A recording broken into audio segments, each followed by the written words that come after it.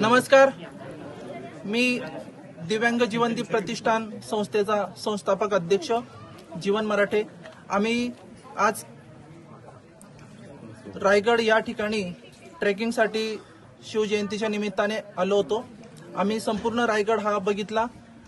दिव्यांग जीवनदीप प्रतिष्ठान ही संस्था मुंबईवरनं दरवर्षी विविध गडकिल्ले सर करत असते।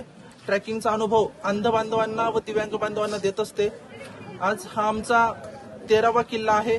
असे अनेक किल्ले आम्ही महाराष्ट्रातील ट्रेकच्या माध्यमातून सर केले। आम्ही आपल्या महाराष्ट्रातील अनेक देणगीदार किंवा समाजसेवक यांच्या मदतीने हा उपक्रम राबवतो।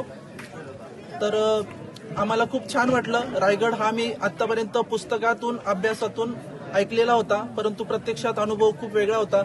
इथे आम्ही गाईड घेतलेला होता। गाईडच्या माध्यमातून आम्ही जे पुस्तकात ऐकलेलं होतं, आतापर्यंत जे पिक्चर टीव्ही चॅनलच्या माध्यमातून ऐकलेलं होतं, ही संपूर्ण माहिती प्रत्यक्षात इथे आल्यानंतर जी ऐकायला मिळाली किंवा जी आत्मसात करायला मिळाली ती खूप छान होती आणि अक्षरशः आम्हाला इतिहासात गेल्यासारखं वाटलं आणि तो प्रत्यक्ष अनुभव आम्हाला आज या ठिकाणी आल्यानंतर मिळाला।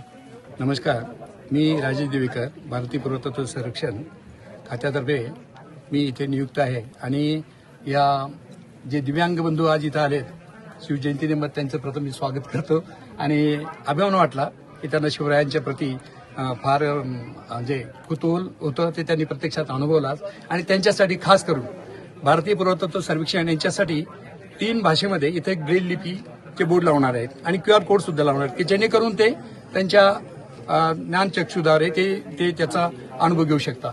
धन्यवाद।